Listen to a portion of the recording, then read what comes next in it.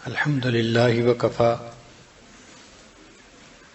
وسلام علی عبادہ الذین اصطفی اما بعد اعوذ باللہ من الشیطان الرجیم بسم اللہ الرحمن الرحیم فاذکرونی اذکرکم سبحان ربک رب العزۃ عما یصفون وسلام علی المرسلین والحمد للہ رب العالمین اللہم صلی علی سیدنا محمد وعلی آل سیدنا محمد وبارک وسلم۔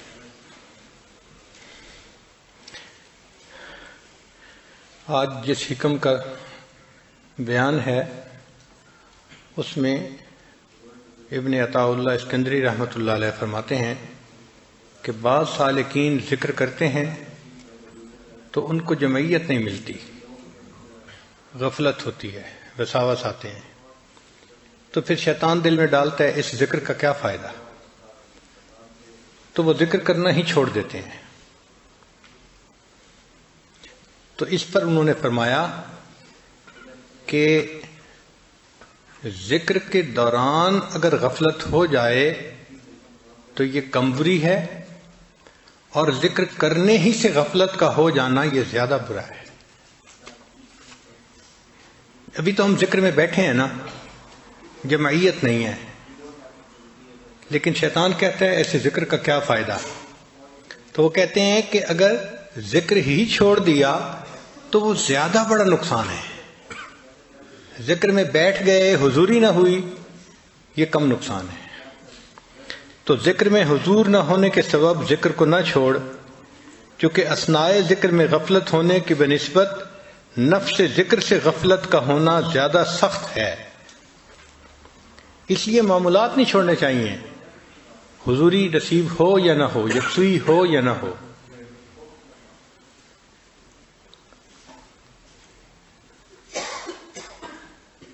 عبد اللطف نہ بنے، عبد اللطیف بننے کی کوشش کریں۔ ہم نے اللہ کا ذکر کرنا ہے نا، تو اگر کیفیت بنے گی تو بھی ذکر کریں گے، کیفیت نہ بنے گی پھر بھی ذکر کریں گے۔ ذکر تو ہم نے کرنا ہی ہے ہر حال میں، تو فقط لطف کے پیچھے نہ بھاگتے پھریں۔ ذکر کا معنی ہے اللہ کو یاد کرنا، اور یاد کرنے کے دو طریقے ہیں۔ ایک تو یہ انسان اپنی زبان سے اللہ کو یاد کرے، یعنی اللہ کا تذکرہ کرتا رہے، اللہ کی باتیں کرتا رہے، اور ایک یہ ہے کہ اپنے دل میں اپنے محبوب کو یاد کرے۔ یہ دونوں طریقے شرعی ہیں، حدیث پاک سے اور قرآن پاک سے اس کا ثبوت ملتا ہے۔ انسان کو چاہیے کہ اپنے ذکر سے، اپنی زبان سے بھی اللہ کا ذکر کرتا رہے، حتیٰ کہ زبان اللہ کے ذکر سے تر ہو جائے، ایسی کیفیت ہو، اور اپنے دل میں بھی اللہ کو یاد کرے۔ دل کے ذکر کو ذکر خفی کہتے ہیں، اور زبان کے ذکر کو ذکر لسانی کہتے ہیں۔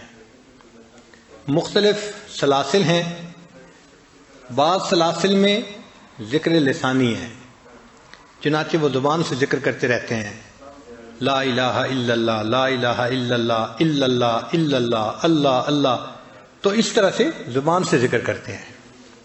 ہمارے سلسلہ میں چونکہ خفی ذکر ہے، اس لیے قلب کا ذکر کرتے ہیں، یعنی اپنے رب کو اپنے دل میں یاد کرتے ہیں۔ وہ جن کا عشق صادق ہے وہ کب فریاد کرتے ہیں، وہ جن کا عشق صادق ہے وہ کب فریاد کرتے ہیں، لبوں پہ مہر خاموشی دلوں میں یاد کرتے ہیں۔ تو جن کا عشق سچا ہوتا ہے ان کے زبان خاموش ہوتی ہے، مگر ان کے دل اپنے محبوب کی یاد میں لگے ہوتے ہیں۔ اس لیے یہ ذکر خفی ذکر لسانی سے 70 گنا زیادہ ثواب رکھتا ہے۔ حضرت شیخ حدیث بن زکریا رحمۃ اللہ علیہ نے لکھا ہے کہ ایک بزرگ نے کشف کی نظر سے دیکھا کہ شیطان انسان کے کمر کی طرف، پشت کی طرف اس طرح بیٹھا ہے جیسے مچھر کسی کو کاٹنے کے لیے بیٹھا ہوتا ہے، اور وہ ہر وقت انسان کے قلب کو دیکھتا رہتا ہے۔ اگر قلب کو ذاکر پاتا ہے تو قلب میں وساوس نہیں ڈال سکتا، اور جب دیکھتا ہے کہ قلب غافل ہے تو فوراً اس میں غفلت کا انجیکشن لگا دیتا ہے اور بندے کو وسوسے آنے شروع ہو جاتے ہیں. تو غفلت کا علاج ذکر ہے، اور غفلت سے بچنا ہمارے اوپر لازم ہے، فرض ہے. اللہ تعالیٰ ارشاد فرماتے ہیں وَلَا تَكُن مِّنَ الْغَافِلِينَ، کہ آپ غافلوں میں سے نہ ہوں. تو جب اللہ نے فرما دیا کہ غافلوں میں سے نہیں ہونا، تو ہمارے اوپر لازم ہو گیا کہ ہم غفلت سے بچیں. ہمارے مشائخ نے تو اس پر اتنی محنت کی کہ انہوں نے فرمایا جو دم غافل سو دم کافر. جو لمحہ غفلت میں گزر گیا یوں سمجھو کہ وہ لمحہ کفر کی حالت میں گزر گیا. ایک لمحہ بھی اللہ سے غافل نہیں ہونا.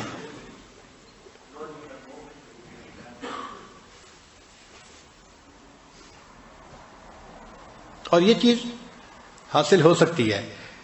انسان اللہ کا ذکر کثرت سے کرتا رہے تو ایسا جماؤ آ جاتا ہے کہ دل ہر وقت اللہ تعالیٰ کی یاد ہی میں لگا رہتا ہے، ایک لمحہ بھی غافل نہیں ہوتا.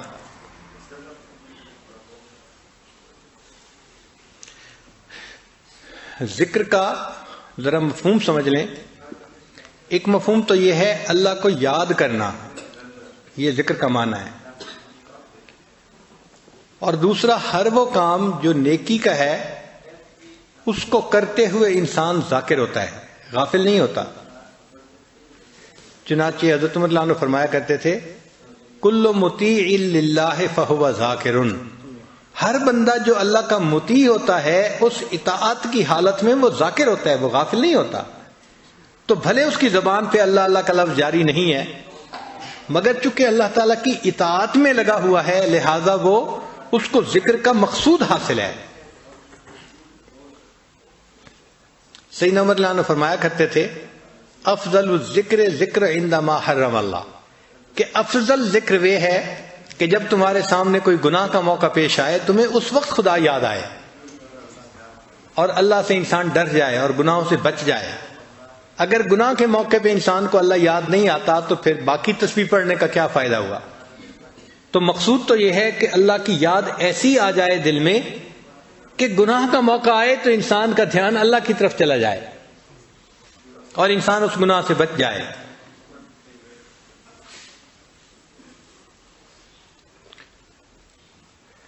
اس ذکر کو جتنا زیادہ کریں گے اتنا ہمارے زندگی میں برکت زیادہ آئے گی.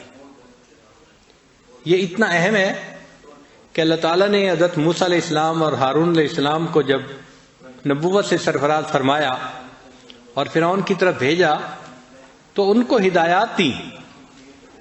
فرمایا اذهب انت واخوک بآیاتی ولا تنیا فی ذکری، جائیے آپ اور آپ کا بھائی میری ان نشانیوں کو لے کر اور آپ دونوں میری یاد سے غافل نہ ہونا.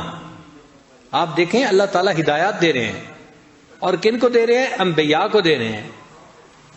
اور ان ہدایات کا تذکرہ قرآن میں اللہ فرما رہے ہیں اور ان کو کہا گیا کہ دیکھیں آپ لوگ دین کی دعوت کا کام تو کریں مگر ولا تنیا فی ذکری، آپ دونوں میرے ذکر سے غافل نہ ہونا. تو دعوت کی ابتدا میں دیکھو ذکر ہے اور انتہا میں ذکر ہے. دیکھیں دعوت کی ابتدا تو یہ ہوتی ہے کہ انسان کسی کے سامنے دین کو پیش کرتا ہے اور انتہا یہ ہوتی ہے کہ اگر وہ نہیں مانتا تو پھر تلوار فیصلہ کرے گی. تو ایسے موقع پہ کہ جب ایمان والوں کے سامنے دشمن موجود ہے اللہ تعالیٰ اس وقت فرماتے ہیں یا ایھا الذین آمنو، اے ایمان والو، اذا لقیتم فئۃ فاثبتوا، جب تمہارا آمنا سامنا ہو کفر کی جماعت کے ساتھ تو تم ڈٹ جاؤ. واذکروا اللہ کثیرا، اللہ کا ذکر کثرت کے ساتھ کرنا، لعلکم تفلحون، تاکہ تم کامیاب و فلاح پا جاؤ. تو دیکھو انتہا میں بھی ذکر کا حکم، ابتدا میں بھی ذکر کا حکم اور انتہا میں بھی ذکر کا حکم. اس لیے ذکر کا کرنا یہ انتہائی ضروری ہے. ہمارے پاس ایک مرتبہ ایک قاری صاحب تشریف لائے. وہ بڑے معروف قاری صاحب ہیں، ہر سال تقریباً 50 شاگرد ان کے حافظ بنتے ہیں، کم سے کم 50 ورنہ اس سے زیادہ، اور خود بھی قرآن پاک بہت اچھا پڑھتے ہیں اور نیک طبیعت کے ہیں. پاس آ کے بیٹھے تو آنکھوں میں سے آنسو جاری ہیں. میں نے پوچھا قاری صاحب کیا ہوا؟ کہنے لگے کہ بس اور کسی کے سامنے تو اپنا من نہیں کھول سکتا، لیکن آپ کو تو میں اپنی حالت بتا سکتا ہوں. میں حد الوسع گناہوں سے بچنے کی کوشش کرتا ہوں، ہر وقت قرآن پاک پڑھتا رہتا ہوں، کم از کم 1 منزل قرآن روزانہ پڑھتا ہوں، یعنی ہر 7ویں دن قرآن پاک میں ختم کرتا ہوں. اور میں اپنے شاگردوں کو بھی قرآن پاک پڑھاتا ہوں، اور تہجد کے وقت ان کو اٹھا کر میں اس وقت سے ان کا قرآن سننا شروع کرتا ہوں، اور ایک دن میں تقریباً 16 سے 18 گھنٹے میں قرآن پاک سنتا ہوں. اب مدرسے کی ڈیوٹی تو 8 گھنٹے تھی، مگر ان کا شوق اتنا تھا کہ وہ اپنے شاگردوں سے منزل سنتے رہتے تھے، سبق دیتے رہتے تھے. تو ایک دن میں 24 میں سے 18 گھنٹے قرآن پاک سنتے پڑھتے گزر جاتے تھے. تو وہ کہنے لگے کہ جب میں بیٹھا ہوتا ہوں تو میرے چاروں طرف بچے بیٹھے ہوتے ہیں اور وہ اپنی اپنی منزل سنا رہے ہوتے ہیں، اور میں ان بچوں کو ان کی غلطی کی نشاندہی کر رہا ہوتا ہوں. اب اس وقت جب کہ قرآن پاک پڑھا جا رہا ہے اور معصوم بچے اپنی معصوم زبانوں سے قرآن پاک پڑھ رہے ہیں، تو وہ کہنے لگے کہ مصیبت یہ ہے کہ عین اس وقت شیطان میرے دل میں گناہ کا خیال ڈال رہا ہوتا ہے. کان میں قرآن پڑھ رہا ہے، چاروں طرف بچے قرآن پڑھ رہے ہیں، کلاس میں بچے قرآن پڑھ رہے ہیں، اور میں اس بہار کے اندر بیٹھا ہوا میرے دل میں گناہوں کے وساوس آ رہے ہوتے ہیں. میں ان بچوں کے چہروں کو نہیں دیکھ سکتا، میں آنکھیں اپنی بند رکھتا ہوں، مگر اپنی اس حالت سے میں بہت تنگ ہوں. مجھے آپ بتائیں میں کیا کروں؟ اب بتائیں، جو بندہ تکبیر اولیٰ کا خیال رکھتا ہے، جو بندہ باقاعدگی سے تہجد پڑھتا ہے، سنت کا خیال رکھتا ہے، قرآن پاک کا عاشق ہے، ہر وقت قرآن پاک پڑھتا رہتا ہے، سنتا رہتا ہے، اور قرآن پاک کی بہار ہوتی ہے اس کی کلاس میں، اس بچے کو، اس بندے کو بھی گناہ کا خیال آ رہا ہے، شیطان وسوسے ڈال رہا ہے. اب یہ کرے تو کیا کرے، جائیں تو کہاں جائیں؟ پھر میں نے انہیں بات سمجھائی. میں نے کہا دیکھیں، قرآن پاک کے نور کے اترنے میں کوئی شک نہیں ہے. قرآن پاک میں اللہ فرماتے ہیں وَإِذَا قُرِئَ الْقُرْآنُ فَاسْتَمِعُوا لَهُ وَأَنصِتُوا لَعَلَّكُمْ تُرْحَمُونَ، کہ جب قرآن پڑھا جائے تم خاموش رہو، غور سے سنو تاکہ تم پر رحمتیں نازل ہوں. تو جہاں قرآن پاک پڑھا جاتا ہے وہاں رحمتیں نازل ہوتی ہیں، نور نازل ہوتا ہے، لیکن آپ کا دل اس نور کو ایکسیپٹ نہیں کر پا رہا، اس کو جذب نہیں کر پا رہا.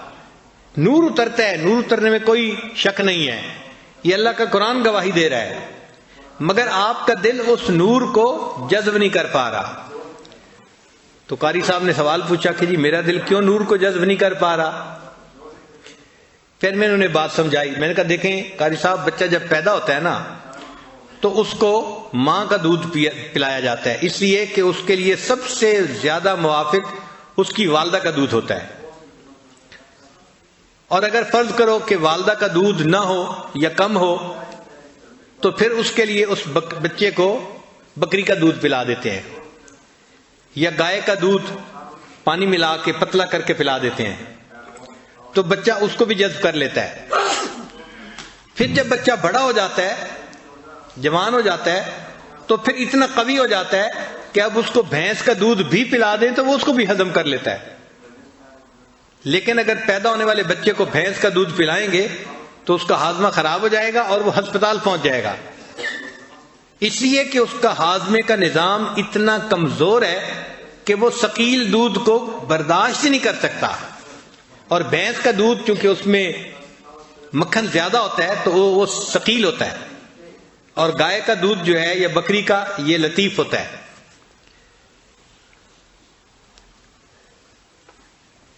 میں نے پوچھا یہ بات سمجھ آ گئی؟ کہنے لگے ہاں سمجھ آ گئی.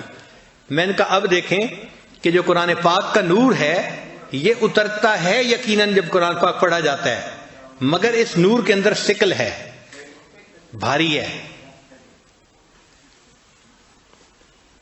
اِنَّا سَنُلْقِي عَلَيْكَ قَوْلًا ثَقِيلًا، یہ قول ثقیل ہے. تو ثقل کی وجہ سے ہر بندے کا دل اس نور کو جذب نہیں کر پاتا. نور اترتا ہے مگر دل میں اتنی کیپیبلٹی نہیں ہوتی کہ اس کو جذب کر لے، تو دل فائدہ نہیں اٹھاتا. ہاں دل شروع میں ذکر کے نور سے فائدہ اٹھا لیتا ہے، چونکہ ذکر کا جو نور ہے وہ لطیف ہے، چنانچہ اس کو شروع میں لطیف غذا ملتی رہے تو پھر دل قوی ہوتا رہتا ہے حتیٰ کہ جس طرح بچہ جوان ہونے کے بعد بھینس کا دودھ پی لیتا ہے، اسی طرح یہ ذاکر جو اللہ کا ذکر کرتا رہا، کرنے کے بعد ایک ایسا وقت آتا ہے کہ قرآن پاک پڑھا جاتا ہے اور اس کا دل قرآن پاک کے نور کو بھی جذب کر لیتا ہے، پھر یہ نماز کے نور کو بھی جذب کر لیتا ہے، پھر اس کی نماز اس کو برے کاموں سے اور فوائد سے روک دیتی ہے۔ ورنہ عام لوگ تو نمازیں بھی پڑھ رہے ہیں، جھوٹ بھی بول رہے ہیں، نمازیں بھی پڑھ رہے ہیں، بدنظری بھی کر رہے ہیں، نمازیں بھی پڑھ رہے ہیں، غیبت بھی کر رہے ہیں، تو گناہ چھوٹتے نہیں ہیں۔ وجہ کیا کہ اس نماز کا نور ہمیں نہیں مل رہا۔ جب نور ملتا ہے تو پھر اللہ تعالیٰ سب جو ہے گناہوں سے نجات دے دیتے ہیں۔ ان الصلاۃ تنہا عن الفحشاء والمنکر، تو نماز انسان کو ایسے برے کاموں سے محفوظ کر لیتی ہے۔ تو ذکر کی کثرت ہر بندے کو کرنی چاہیے تاکہ قلب کے اندر قوت آ جائے اور قلب اللہ کے انوارات کو جذب کرنے والا بن جائے۔ اللہ تعالیٰ ارشاد فرماتے ہیں فاذکرونی اذکرکم، تم میرا ذکر کرو میں تمہارا ذکر کروں گا۔ اس کا کیا معنی ہے؟ اس کا معنی یہ نہیں ہے کہ بندہ کہے اللہ اللہ اللہ اور اللہ فرمائے بندہ بندہ بندہ، ایسا نہیں ہے اس کا معنی۔ اس کا معنی کچھ اور ہے۔ دیکھیں، اگر آپ نے کوئی انٹرویو دینا ہے جاب کے لیے اور جس بندے کے پاس انٹرویو دینا ہے وہ آپ کے والد کا بڑا دوست ہے، تو آپ تو انٹرویو دے کے آ جائیں گے، مگر آپ کے والد اپنے دوست کو فون کر کے کہیں گے کہ جی وہ جو آپ نے فیصلہ کرنا ہے نا جاب کا، تو ذرا میرے بیٹے کا خیال رکھنا۔ تو وہ کہے گا جی ہاں میں یاد رکھوں گا۔ پھر آپ کا والد اس کو پھر زبانی پھر یاد دہانی بھی کروا دیتا ہے، وہ جی ذرا میرے بیٹے کی بات یاد رکھنا۔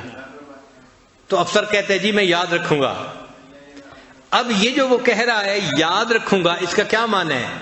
اس کا معنی یہ ہے کہ جب اس بندے کے متعلق فیصلہ کرنا ہوگا تو میں اس کے حق میں بہتر فیصلہ کروں گا۔ افسر کا یاد کرنا یہ ہے کہ جب میں اس کے بارے میں فیصلہ کرنے لگوں گا تو اس کے حق میں خیر کا فیصلہ کروں گا۔ تو یہ معنی ہے کہ ہم تو اللہ کو اللہ کے ذکر سے یاد کریں گے، اور اس کے مقابلے میں جو اللہ بندے کو یاد کرتے ہیں تو اللہ جب فیصلے فرماتے ہیں تو بندے کے لیے خیر کے فیصلے فرما دیتے ہیں۔ اس بندے کے لیے اللہ تعالیٰ نئے نئے اعمال کی توفیقوں کے فیصلے فرما دیتے ہیں۔ اس بندے کو اللہ کا یاد رکھنا اس بندے کے لیے یہ ہے۔ تو اس لیے جتنا ہم ذکر کریں گے اتنا اللہ تعالیٰ ہمیں نئے نئے اعمال کی توفیق عطا فرمائیں گے، ہمارے عملوں کو قبول کریں گے، ہم اللہ تعالیٰ کو یاد کریں گے آسانی کے وقت میں، اور اللہ تعالیٰ اس کے مقابلے میں مشکل کے وقت میں ہمیں یاد فرمائیں گے۔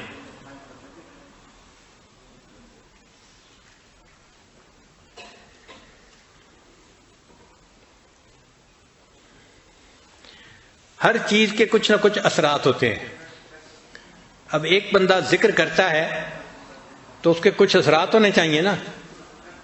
تو آپ کو پتہ ہے کہ جو بندہ ذاکر ہوتا ہے اس کے اثرات کیا ہوتے ہیں؟ اگر آپ غور کریں گے تو شاید دل میں اس کا جواب نہیں پائیں گے۔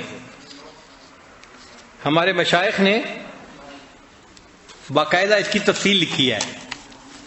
وہ فرماتے ہیں کہ جو بندہ کثرت سے ذکر کرتا ہے اس کے جسم کے اعضاء میں اس کی علامات پائی جاتی ہیں۔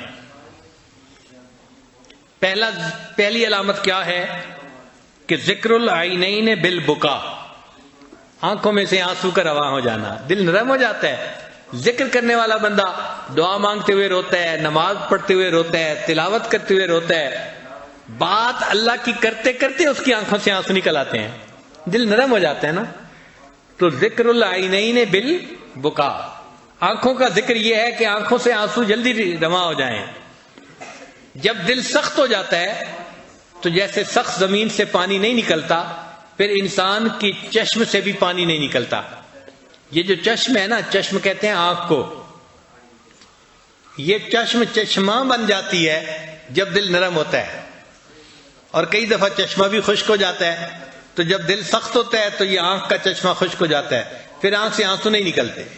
بہت سارے لوگ ہیں وہ کہتے ہیں جی کہ میں دوسروں کو دیکھتا ہوں سب رو رہے ہوتے ہیں, مجھے رونا نہیں آتا. بھائی آپ نے اگر اپنے دل پہ محنت کی ہوتی تو پھر آپ کو بھی رونا آ رہا ہوتا.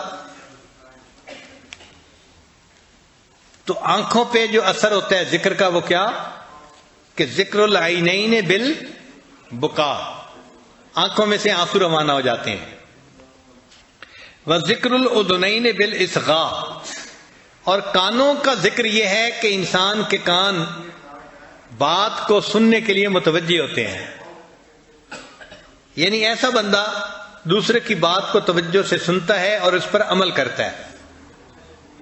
الذین یستمعون القول فیتبعون احسنا, وہ لوگ جو اچھی طرح بات کو سنتے ہیں اور اس پر اچھی طرح عمل کرتے ہیں.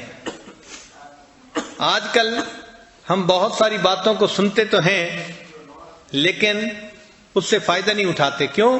ایک کان سے سنتے ہیں اور دوسرے کان سے نکال دیتے ہیں.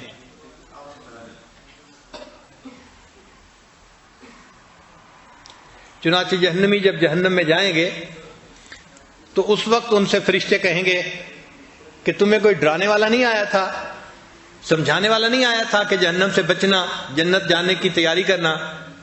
تو جہنمی کہیں گے آیا تو تھا, ہم نے جھٹلا دیا تھا. اور پھر وہ کہیں گے لو کننا نسمع, اے کاش اگر ہم سنتے, اور نعقلوا, اور ہمارے اندر عقل کی رتی ہوتی, ما کننا فی اصحاب السعیر, ہم جہنم جانے والوں میں سے نہ بنتے. ہم تو خیر کی بات سنتے ہی نہیں تھے. تو انسان کئی مرتبہ سنتا ہے مگر ایسے ہوتا ہے جیسے نہیں سن رہا ہوتا. ہمارے حضرت مرشد عالم رحمۃ اللہ علیہ بھرے مجمع میں کئی مرتبہ جلال میں آ کے کہتے تھے وہ سن رہے ہو, میں کہتا ہوں تم نہیں سن رہے. پہلے فرماتے تھے وہ سن رہے ہو, پھر فرماتے تھے میں کہتا ہوں تم نہیں سن رہے. تو انسان سننے کے باوجود ایسے ہوتا ہے جیسے اس نے نہیں سنا ہوتا, اور اللہ تعالیٰ اس کو سننے کی توفیق ہی نہیں دیتے. قرآن پاک میں اللہ فرماتے ہیں وَلَوْ أَرَادَ اللَّهُ بِهِمْ خَيْرًا لَأَسْمَعَهُمْ, اگر اللہ ان میں خیر پاتے ان کو سننے کی توفیق دے دیتے. یعنی ان میں خیر ہوتی نا تو اللہ ان کو بات سنوا دیتے, یہ اس سے فائدہ اٹھا لیتے. سنتے ہی نہیں ہے. تو کانوں کا ذکر یہ ہے کہ انسان خیر کی بات کو سنے اور اس پر عمل کے لیے فوراً تیار ہو جائے.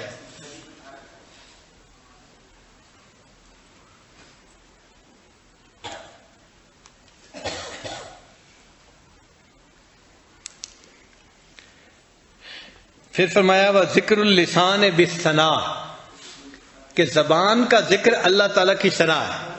جس بندے کے دل میں اللہ کی محبت ہوگی تو اس کی تو زبان پہ ہر وقت اللہ ہی کی باتوں کا تذکرہ رہے گا نا, اللہ کی باتیں کرتا رہے گا. تو زبان سے اللہ کی ثنا بیان کرنا یہ زبان کا ذکر ہے. یا تیرا تذکرہ کرے ہر شخص, یا تیرا تذکرہ کرے ہر شخص, ورنہ پھر ہم سے گفتگو نہ کرے. تو ذاکر کی یہ کیفیت ہوتی ہے, اس کی زبان پہ ہر وقت اللہ کا ذکر رہتا ہے.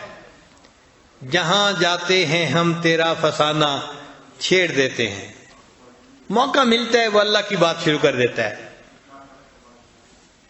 ہم تو زندہ ہیں کہ دنیا میں تیرا نام رہے, بس اللہ کا نام لیتے رہتے ہیں ہر وقت. وذکر اللسان بالثناء وذکر الیدین بالعطاء, اور ہاتھوں کا ذکر یہ ہے کہ انسان اللہ کے راستے میں خرچ کرے, اپنے مال کو دے. یہ جو عطا کی صفت ہے نا یہ بھی ہر بندے کو نصیب نہیں ہوتی. بہت سارے بندے ہیں جو مالدار ہوتے ہیں, اور کچھ بندے ایسے بھی ہیں کہ جو مال کے چوکی دار ہوتے ہیں, مالدار نہیں ہوتے, مال کے چوکی دار ہوتے ہیں. بس یہی دیکھتے رہتے ہیں کہ اب میرا بیلنس اتنا ہو گیا, اب اتنا ہو گیا, اتنا ہوتا ہے, اور اللہ کے راستے میں خرچ کی توفیق نہیں ہوتی. مالدار وہ ہے جس کو اللہ تعالیٰ خوب دے اور وہ اس مال کو اللہ کے راستے میں خوب خرچ کرے, یہ مالدار ہے. جو اپنے اس مال کو صحیح جگہ استعمال کر رہا ہے۔ حدیث مبارکہ میں ہے کہ نبی علیہ الصلوۃ والسلام رمضان المبارک میں اللہ کے راستے میں بہت کثرت کے ساتھ خرچ فرماتے تھے۔ تو انسان کے اندر یہ صفت ہونی چاہیے کہ اس کے ہاتھوں میں عطا کی صفت ہو، دے اللہ کے راستے میں۔ یاد رکھیں جو ہم دیتے ہیں نا یہ واپس لوٹ کے آتا ہے، اور کئی گنا زیادہ ہو کے واپس آتا ہے۔ ایک دیں گے اللہ تعالیٰ اس کے بدلے کم سے کم 10 عطا فرمائیں گے۔ من جاء بالحسنۃ فلہ عشر امثالھا۔ اس لیے صحابہ رضی اللہ تعالیٰ عنہ اللہ کے راستے میں خوب خرچ کرتے تھے۔ سیدہ صدیقہ رضی اللہ تعالیٰ عنہ، ان کو حضرت عمر رضی اللہ عنہ نے ایک مرتبہ 40,000 درہم بھیجے، تو انہوں نے مدینہ کی بیواؤں کو، یتیم بچوں کو بلوایا اور ان میں پیسہ خرچ کرنا شروع کر دیا، ان کو دینا شروع کر دیا۔ باندی نے دیکھا کہ گھر میں تو کھانے کی کوئی چیز نہیں، اور ام المؤمنین روزے سے بھی ہیں اور روزہ افطار کرنے کا وقت آ رہا ہے، تو وہ آئی اور کہنے لگی کہ ام المؤمنین کچھ پیسے مجھے بھی دے دیں، گھر میں افطاری کی کوئی چیز نہیں، میں کوئی چیز لے کے آؤں۔ تو فرمایا تو مجھے پہلی بتاتی، میں نے تو وہ سارے کے سارے پیسے اللہ کے راستے میں خرچ کر دیے۔ یہ ہے عطا کی صفت کہ سارے پیسے اللہ کے راستے میں خرچ کر دیے اور اپنے لیے افطاری کو کچھ ہے یا نہیں اس کا پتہ بھی نہیں چلا۔ ام المؤمنین سودہ رضی اللہ تعالیٰ عنہ، ان کو ایک مرتبہ حضرت عمر رضی اللہ عنہ نے 25,000 درہم بھیجے مال غنیمت میں سے، ان کا حصہ بنا تھا۔ تو جب 25,000 درہم ملے تو انہوں نے اسی وقت عورتوں کو بلوایا، غریب عورتوں کو، اور ان میں تقسیم کر دیے۔ جب تقسیم کر کے فارغ ہو گئیں تو پھر انہوں نے 2 رکعت نفل نماز پڑھی، اور نفل کے بعد یہ دعا مانگی، اے اللہ امیر المومنین عمر رضی اللہ عنہ کو آئندہ توفیق ہی نہ دے کہ وہ میری طرف پیسے بھیجا کریں، اے اللہ ان کو توفیق ہی نہ دے کہ وہ میری طرف پیسے بھیجیں۔ جو آیا سب اللہ کے راستے میں دے دیا، اور اوپر سے دعا بھی مانگی کہ یہ میری طرف پیسے بھیجا ہی نہ کریں، اس لیے کہ وہ دنیا کی حقیقت سے واقف تھے، جانتے تھے۔ وذکر البدن بالوفا، اور بدن کا ذکر یہ ہے کہ انسان اللہ سے وفا کرے۔ اللہ سے وفا کیا ہے کہ اللہ کے غیر کی طرف متوجہ نہ ہو، سب اپنی نگاہیں اللہ کے اوپر ہی مرکوز رکھے۔ انی وجہت وجہی للذی فطر السماوات والارض، جیسے ابراہیم علیہ السلام نے شرک خفی اور شرک جلی دونوں قسم کے شرک سے سچی توبہ کر لی تھی، اور اللہ ہی کی طرف وہ متوجہ ہو گئے تھے، اور انہوں نے یہ الفاظ کہے تھے انی وجہت وجہی للذی فطر السماوات والارض، یہ ان کے الفاظ ہیں۔ پھر اللہ تعالیٰ ان سے اتنا خوش ہوئے کہ اللہ نے فرمایا وَإِبْرَاهِيمَ الَّذِي وَفَّى، اور میرا ابراہیم میرا بڑا وفادار نکلا، اس نے میرے ساتھ وفا کر دکھائی۔ تو ہم بھی اللہ کے وفادار بندے بنے۔ اللہ آپ کا دیا کھاتے ہیں اور ہم آپ ہی کے بن کے زندگی گزارتے ہیں، آپ کے غیر کو آنکھ اٹھا کے دیکھنا پسند نہیں کرتے۔ ہمارا دل صرف آپ کی محبت کے لیے ہے، ہمارے دل کی محبت ہے تو فقط آپ کے لیے، اس میں ماں سوا کی محبت کا کوئی جو ہے امکان نہیں ہے۔ وذکر البدن بالوفا وذکر القلب بالخوف والرجاء، اور قلب کا ذکر یہ ہے کہ انسان کے دل میں اللہ سے امید بھی ہو اور اللہ کا ڈر بھی ہو۔ کہتے ہیں نا الایمان بین الخوف والرجاء، کہ ایمان خوف اور امید کے درمیان ہوتا ہے۔ کیا معنی؟ کہ جب انسان اپنے عملوں کو دیکھتا ہے تو دل پہ خوف آ جاتا ہے کہ میرا کیا بنے گا، اور جب اللہ کی رحمت پہ نظر ڈالتا ہے تو دل میں امید لگ جاتی ہے کہ اللہ مجھے معاف کر دیں گے۔ تو کبھی خوف کی کیفیت، کبھی امید کی کیفیت۔ تو مومن کے دل میں بھی یہی کیفیت رہتی ہے، کبھی خوف کی ہوتی ہے اور کبھی امید کی ہوتی ہے۔ یہی خوف تھا جس وجہ سے صحابہ رضی اللہ تعالیٰ عنہ رات کو رویا کرتے تھے۔ حضرت ابوبکر صدیق عنہ فرمایا کرتے تھے اے کاش میں کسی مومن کے بدن کا بال ہوتا، اے کاش میں کوئی گھاس کا تنکا ہوتا، میں کسی درخت کا پتا ہوتا، میں پرندہ ہوتا، کیوں ایسا کہتے تھے کہ وہ اللہ کی عظمتوں کو جانتے تھے، اور وہ جب سوچتے تھے نا کہ اللہ کے سامنے جواب دینا پڑے گا تو پھر ڈرتے تھے اور ان کے اپنے عمل کچھ نظر ہی نہیں آتے تھے، اور جب اللہ تعالیٰ کی رحمت کی طرف دھیان جاتا تھا پھر امید ہوتی تھی ان کے دلوں میں۔ چنانچہ حضرت عمر رضی اللہ تعالیٰ عنہ اتنا رویا کرتے تھے کہ ان کے چہرے پر آنسوؤں کے بہنے کی وجہ سے نشان پڑ گئے تھے، سکار بن گیا تھا، نشان نظر آتے تھے۔ آپ نے زندگی میں کوئی ایسا بندہ دیکھا کہ جو اتنا روتا ہو کہ اس کے رخسار پر آنسو کے بہنے کی لائن بن گئی ہو، نشان پڑ گیا ہو؟ ہم نے تو زندگی میں کوئی ایسا بندہ نہیں دیکھا۔ کتنا روتے ہوں گے اللہ کے حضور، کثیر البکا تھے۔ حتیٰ کہ جب خلیفہ بنے تو پانی مانگتے تھے، اور ان کو پانی کی جگہ اگر مشروب مل جاتا تھا تو وہ مشروب کو آنسوؤں کی ملاوٹ سے پیا کرتے تھے، یعنی پیالے میں سے مشروب پینا ہوتا تھا اور آنسو بہ کے پیالے کے اندر جا رہے ہوتے تھے، آنسوؤں کی ملاوٹ سے مشروب پیتے تھے۔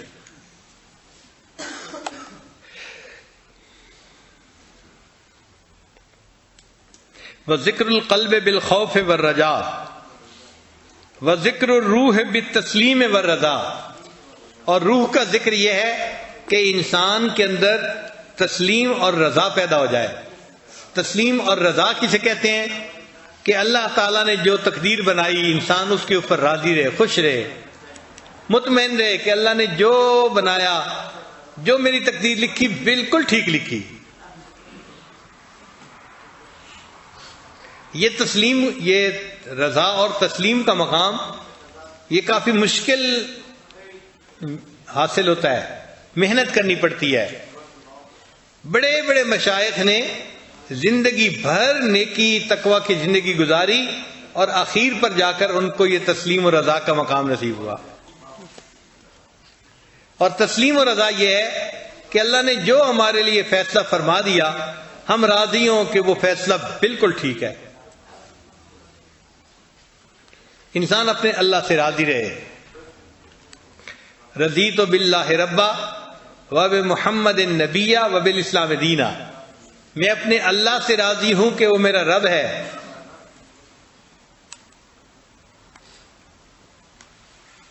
اور میں محمد صلی اللہ علیہ وسلم سے راضی ہوں کہ وہ میرے نبی ہیں، اور میں اسلام سے راضی ہوں کہ اسلام میرا دین ہے۔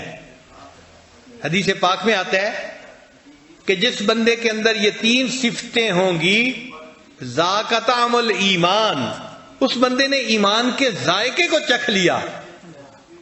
ایمان کا ذائقہ کیا ہوتا ہے؟ جس بندے میں تین صفتیں ہوں تو ہم اللہ سے راضی رہیں ہر حال میں۔ ایک دفعہ بنی اسرائیل نے کویسچن کیا حضرت موسیٰ علیہ السلام سے کہ حضرت ہمیں کیسے پتہ چلے اللہ ہم سے راضی ہیں؟ تو موسیٰ علیہ السلام نے فرمایا میں کوہ پہ جاؤں گا تو اللہ تعالیٰ سے یہ سوال پوچھوں گا۔ چنانچہ موسیٰ علیہ السلام نے سوال پوچھا، اے اللہ میری قوم پوچھتی ہے ہمیں کیسے پتہ چلے کہ آپ ہم سے راضی ہیں؟ تو اللہ تعالیٰ نے فرمایا کہ میرے پیارے موسیٰ علیہ السلام اپنی قوم کو بتا دیجئے کہ یہ فیصلہ کرنا آسان ہے، اگر یہ لوگ اپنے دل میں مجھ سے راضی ہیں میں ان سے راضی ہوں، اگر یہ مجھ سے خفا ہیں تو میں ان سے خفا ہوں۔ تو یہ پتہ کرنا کہ اللہ ہم سے راضی ہے یا نہیں بہت آسان ہے۔ ہم اپنے دل میں جھانک کے دیکھیں کہ ہمارے دل میں کوئی شکوہ شکایت تو نہیں ہے۔ اگر ہمارے دل میں شکوے ہیں، بیٹے کو نوکری نہیں ملی، بیٹی کا رشتہ نہیں آ رہا، فلاں ڈیل پوری نہیں ہو رہی، فلاں یہ نہیں ہو رہا، فلاں وہ نہیں ہو رہا، اگر ہمارے دل میں شکوے ہیں اس کا مطلب اللہ ہم سے ناراض ہیں۔ اور اگر ہمارا دل پرسکون ہے کہ جی اللہ نے جو کیا ہے میں اپنے اللہ سے راضی ہوں، میں اپنے اللہ سے خوش ہوں، تو اس کا مطلب یہ کہ اللہ ہم سے خوش ہیں۔ ہمیں اپنے اللہ سے ہر حال میں راضی رہنا سیکھنا چاہیے۔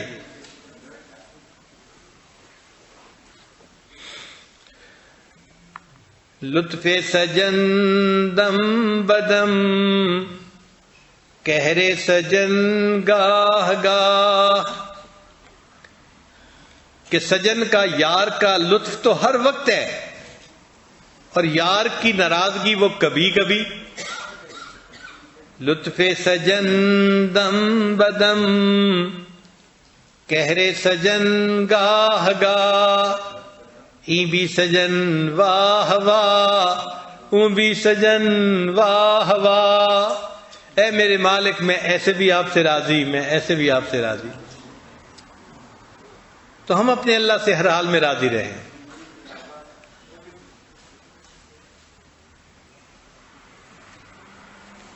کسی شاعر نے کہا نہ تو ہجر ہے اچھا نہ وصال اچھا ہے، نہ تو ہجر ہے اچھا نہ وصال اچھا ہے، یار جس حال میں رکھے وہی حال اچھا ہے۔ اللہ جس حال میں بندے کو رکھے، بندہ یہی سمجھے کہ میں اسی حال میں سب سے زیادہ بہتر ہوں۔ تو ہم اپنے اللہ سے راضی رہنا سیکھیں۔ تو ذکر کی یہ علامتیں ہیں، ہم اپنے اندر ان علامتوں کو ڈھونڈیں۔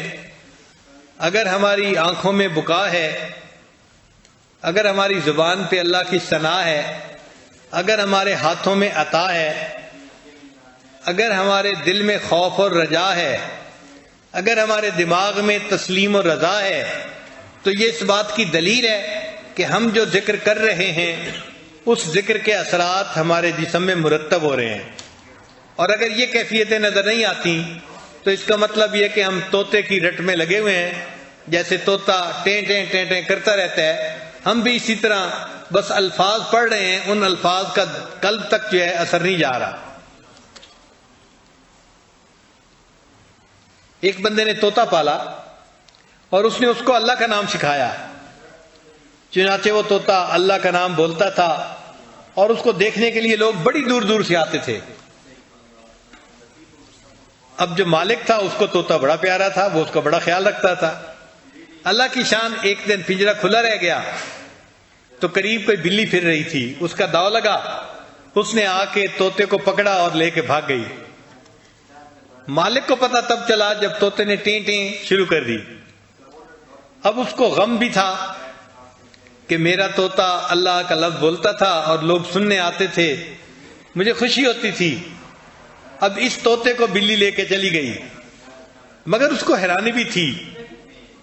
تو وہ کسی اللہ والے کے پاس آیا اور کہنے لگا کہ حضرت مجھے حیرانی اس بات کی ہے کہ میں نے اسے اللہ اللہ سکھایا تھا، جب بلی اس کو پکڑ کے لے گئی تو اس کی زبان سے اللہ اللہ تو نہیں نکل رہا تھا، ٹیں ٹیں نکل رہی تھی۔ تو ان بزرگوں نے فرمایا کہ پریشان ہونے کی بات نہیں ہے، اصل میں اس کی زبان پہ اللہ اللہ تھا اور اس کے دل میں ٹیں ٹیں تھی، اور موت کے وقت وہ نکلتا ہے جو دل میں ہوتا ہے۔ اگر اس کے دل میں اللہ اللہ ہوتا تو پھر موت کے وقت بھی اللہ اللہ نکل رہی ہوتی۔ تو بھائی زبان سے صرف الفاظ پڑھ لینا کافی نہیں جب تک کہ دل میں اس کا اثر مرتب نہ ہو۔ اللہ کرے کہ ہمارے دل میں اللہ کا نام رچ بس جائے، حتیٰ کہ جب موت کا وقت آئے تو اللہ کا نام ہماری زبان پہ جاری ہو جائے، بے اختیار کلمہ جاری ہو جائے اور کلمہ پڑھیں اور اپنے رب کے حضور پیش ہو جائیں۔ وآخر دعوانا ان الحمد للہ رب العالمین۔ تھوڑی دیر کے لیے مراقبہ کر لیجئے، آنکھوں کو بند کر لیجئے، سر کو جھکا لیجئے، دنیا اور جو کچھ دنیا میں ہے اس سے ہٹ کٹ کے اللہ رب العزت کی یاد میں ڈوب جائیے۔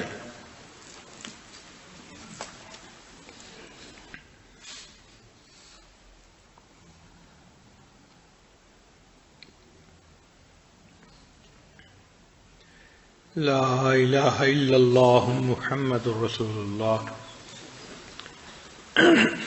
دعا کر لیجئے۔